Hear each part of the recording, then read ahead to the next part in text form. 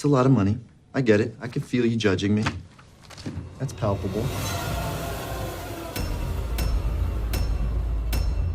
Over 7,497,114 buttons of logos. What are you looking at, Caroline? Bum, bum, bum. Good times never seem so good. So good, so good. So, you know, the sin is the Red Sox when their last place finish in the AL East this year. Suck it, Boston.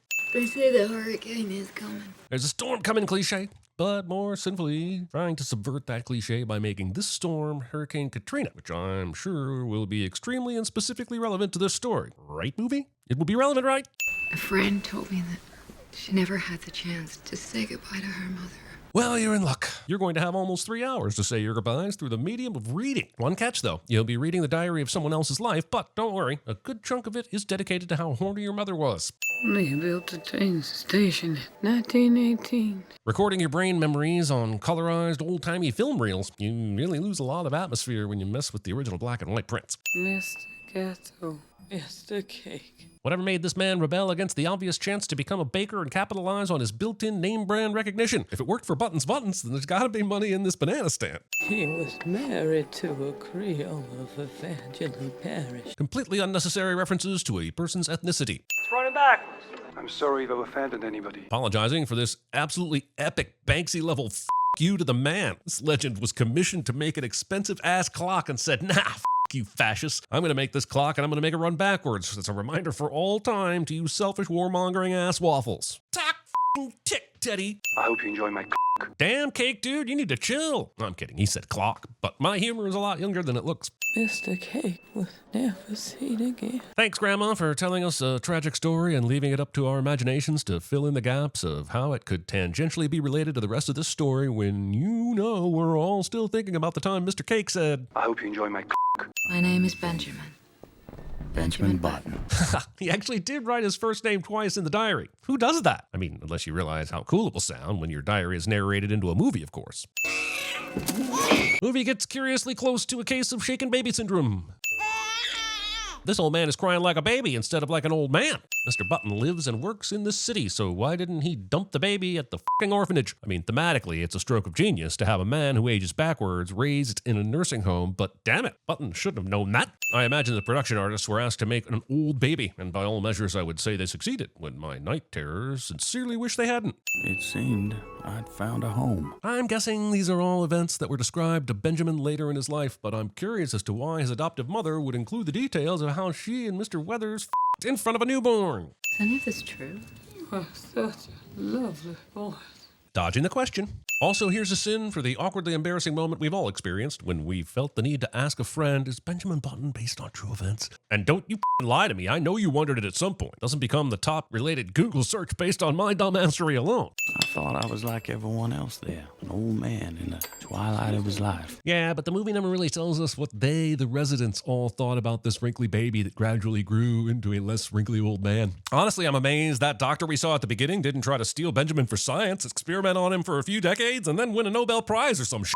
I kind of want to see that movie. Also, we're not going to get an explanation for how and why he has grown from the size of a baby to the size of a little man, even though that would suggest that old people would shrink down to babies if they lived long enough. Every morning at 5:30, no matter the weather, General Winslow, U.S. Army retired, would raise the flag. If he's that predictable, I have to wonder why they haven't learned to apprehend him by now.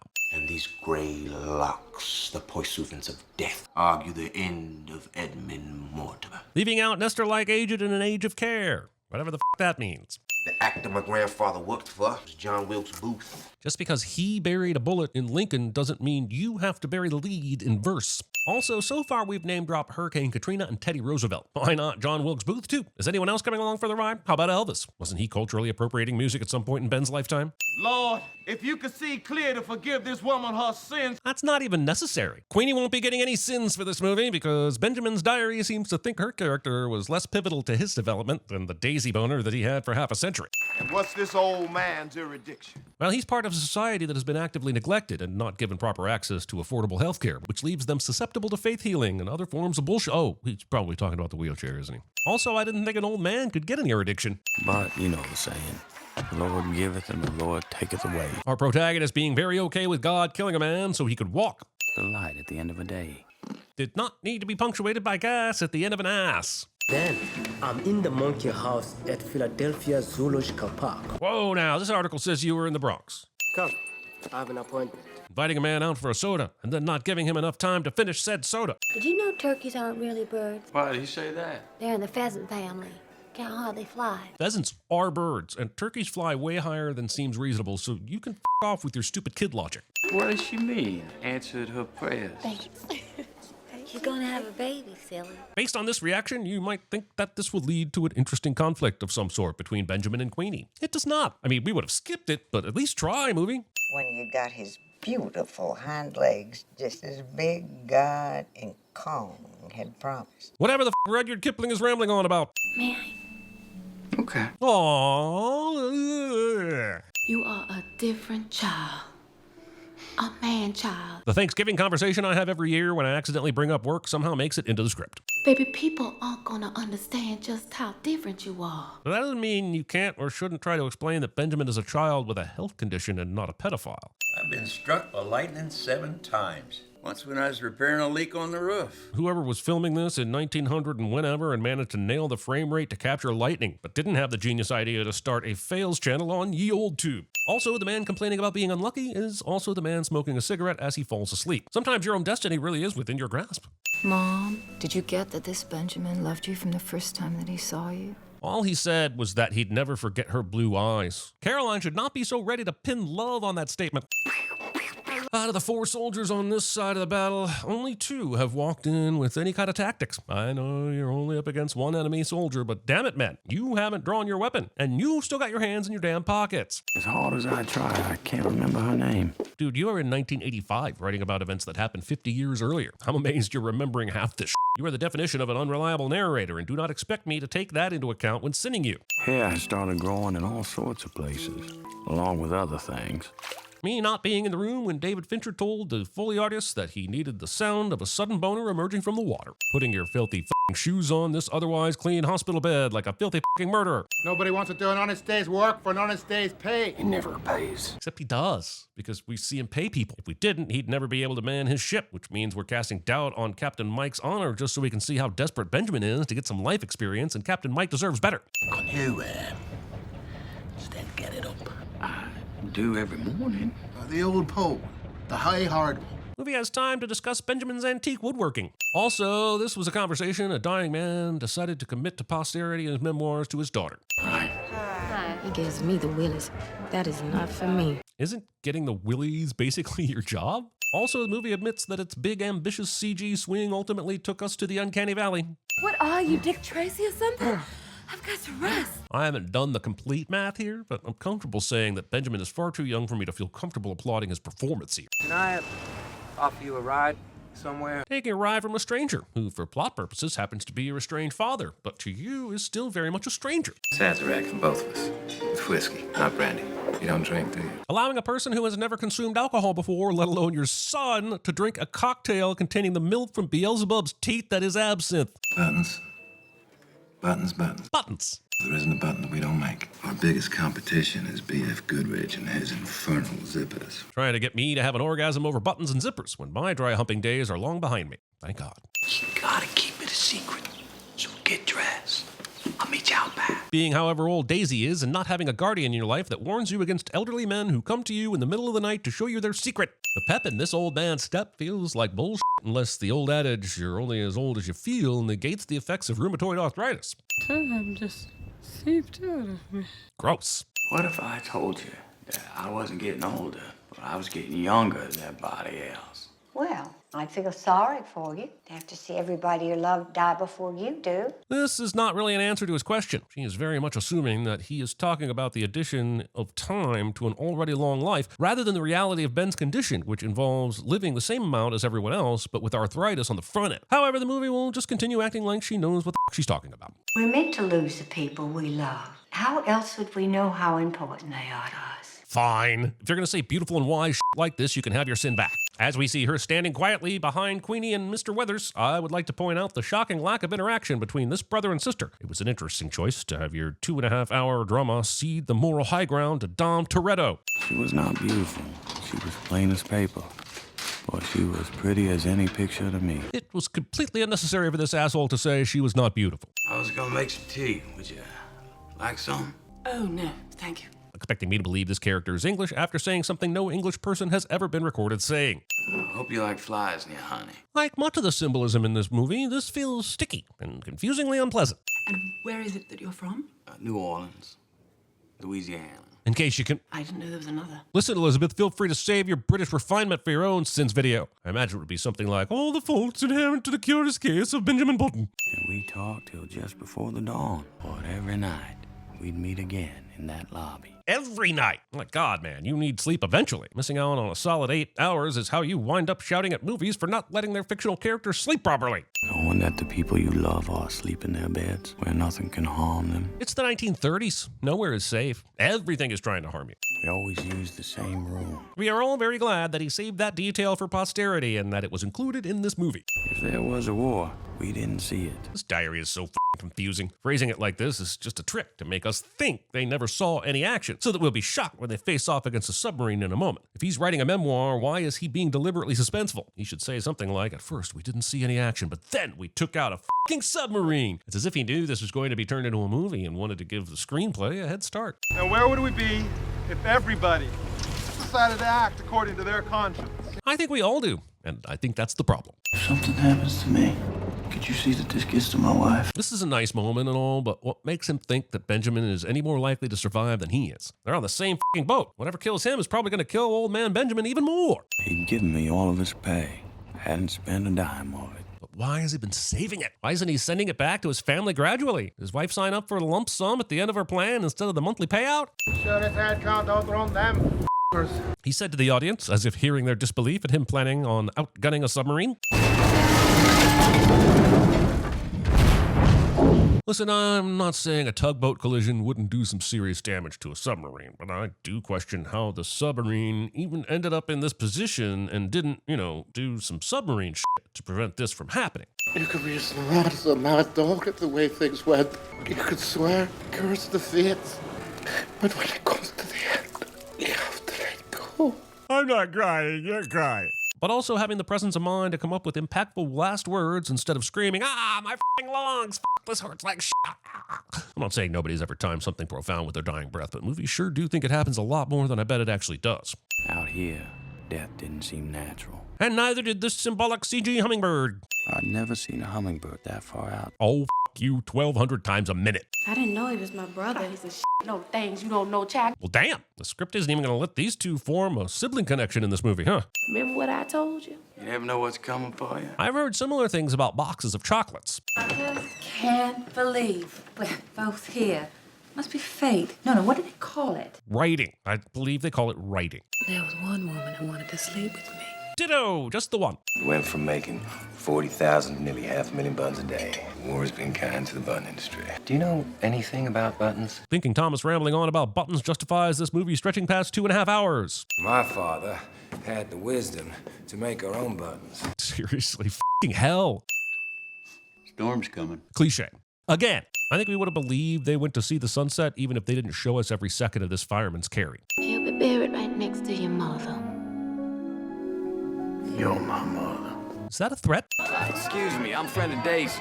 Right this way. Apparently you can just go backstage and say, I'm a friend of the leading lady, and they show you right to her. That is certainly not how it went down when I went to see the cast of Spider-Man Turn Off the Dark. Of course, the paramedics being given priority access probably didn't help either. These dancers sure do love dancing some more after doing a whole bunch of dancing. When the movie started, we were teased with the idea that we might see all aspects of a full life, but that has veered very quickly into a recounting of relationships and sexual escapades. Some photographs, I think, in front of my great head. Not only does Benjamin's diary play out like a movie, but Daisy has staged a f***ing scavenger hunt of memories around the hospital room. I know, her plan from the start is to tell Caroline that Benjamin was her father, but damn it, this is an elaborate way of going about it. You never talked about your dancing. To be fair, she did own and operate a dance school when you were growing up. Just saying, there were signs.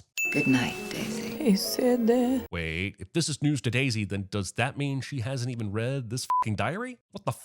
How could she be certain that Benjamin even reveals that Caroline is his daughter? How could she not vet this shit first? We're now in the Brad Pitt looks like Brad Pitt part of the aging process, and it just makes me wonder how, at this point, no one has come after Benjamin wanting to extract his blood or experiment on him in the name of science, the military, or evil. Sometimes we're on a collision course, and we just don't know it. Whether it's by accident or by design, there's not a thing we can do about it. Thinking the inclusion of a discount crash would get you that Best Picture Oscar. A woman in Paris was on her way to go shopping. We now interrupt this unnecessarily long movie to give you Benjamin's retelling of a curious series of events he was not there to witness and couldn't possibly have known with this level of detail. Because I'm nicer than the movie, I'm going to let you get through it as quickly as possible. And if only one thing had happened differently, if that shoelace hadn't broken, or that delivery truck had moved moments earlier. I mean, sure, you can spend 3 minutes blaming Daisy's injury on the Rube Goldberginess of fate, or you can blame it on no one telling Daisy to look both ways before crossing the fucking road. I don't want to be with you. I tried to tell you that in New York. You don't listen. I change your mind. Yes, blind persistence is the key to true love. Wear them down into exhaustion, and they might just tolerate you enough so that you can get a divorce later in life. Stay out of my life. But I love you, Jenny.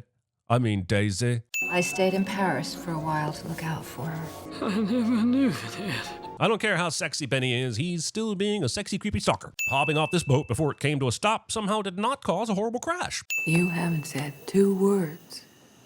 I don't want to ruin it. Well, you could try at least one. Like, skip. These bedposts look like butt plugs. I bet I can stay out here longer than you.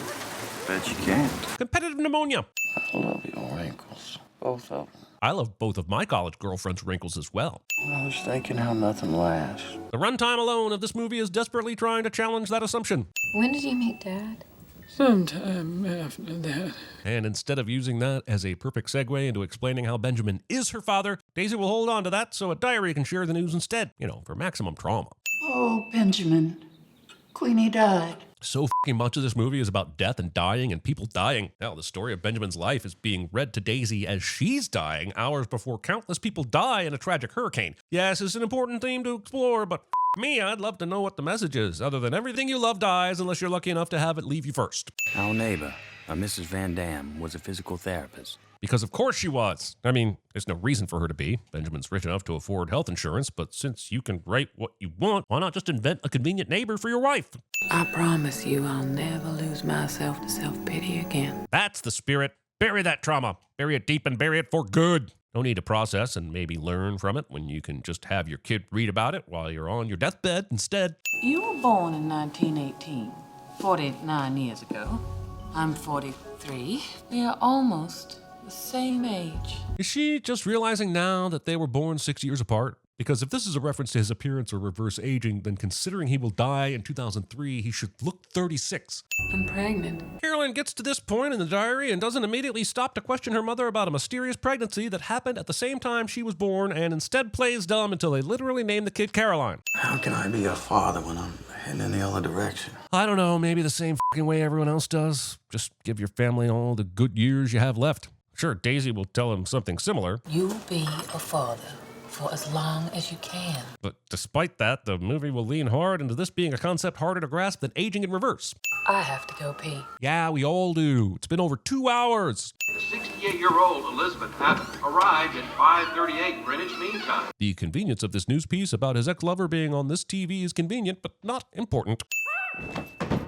Gotta call an ambulance. The baby's coming. Jesus Christ, I thought she fell down the stairs and had a miscarriage. I don't even think that is something that would happen immediately. But the movie set that up only to scare us, and I took that personally. Can we get an explanation about what the this guy's doing here, aside from looking like he missed his blocking? This Benjamin was my father, and this is how you tell me. As previous sins may have implied, we think Caroline would be excellent at CinemaSins. Hey, I know it's hard. You can't smoke in here. Why would she think this is okay, ever? You grew as the doctor had promised.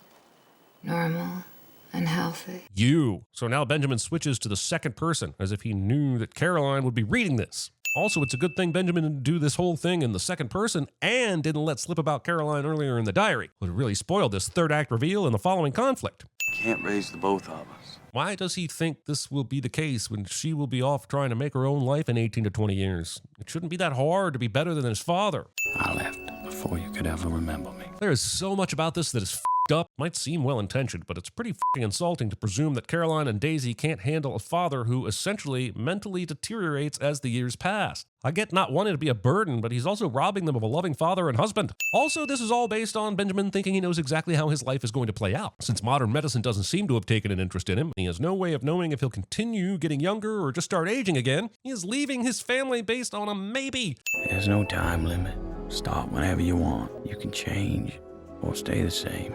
There are no rules to this thing. Gather round, everyone, and listen to the wise words of a man who knows what it is to struggle. For no one in the 20th century knew adversity better than the middle-aged white man who inherited a fortune from his father. Why did you come back? Daisy thinks this movie is too long as well. You were right. I couldn't have been raising both of you. Neither of them are going to explain what kind of raising Ben needs at this point. Sure, he looks like a teenager, but he has the mind of someone in their 60s. What raising would she have to do right now? Hurricane has changed directions. It's going to make landfall sometime soon. I honestly have no idea what Katrina has to do with this movie. Sure, it symbolizes the oncoming storm of shit that is flooding out of Benjamin's diary. Sure, it means that Daisy is about to face death in more ways than one, but why did it have to be f***ing Katrina? This movie came out just 3 years after Katrina, and we're using it for some extra emotional punch? You may as well have set this during a meeting at the top of the World Trade Center and had Robert Pattinson play Caroline. That night, while I was sitting and wondering why I came back at all, there was a knock at the door. It's one thing deciding to tell your daughter that the man who she thought was her father wasn't all along, but it's another thing entirely to, in diary form, explain how you had an affair with her real father behind the back of the man who actually raised her. This works as a third act reveal, but it's a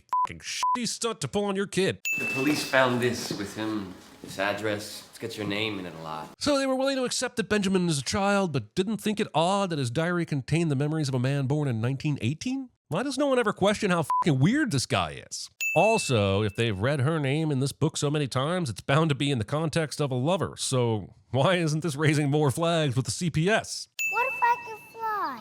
I knew a man who could fly. I can't think of a worse answer to give to someone suffering from dementia who has just asked, what if I could fly? Since Benjamin was born as a little creepy old man, it would make more sense for him to pass on as a big creepy baby. Some people are born to sit by a river. Why won't you end? Some no buttons. Some no Shakespeare. Some are mothers. And some people subject us to a movie that is 90% narration. Movie shows us its attempt to literally drown time.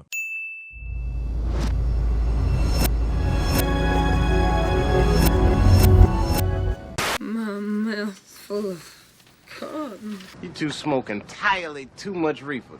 Rise up like Lazarus. From that day on, if I was going somewhere, I was running.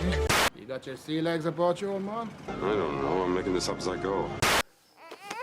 You're one ugly motherfucker.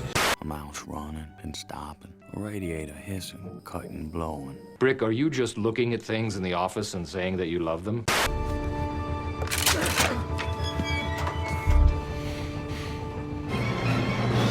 Fire! Bubba was my best good friend. And even I know that ain't something you can find just around the corner. Bubba was gonna be a shrimping boat captain, but instead he died right there by that river in Vietnam. What did you expect? What, you want me to drop everything? This is my life. You know what I think? I think you should go home to Greenbow, Alabama! I plan on leaving everything I have to you. I got a call from him saying we don't have to worry about money no more, and I said, that's good. When I got tired, I slept. When I got hungry, I ate. When I had to go, I went.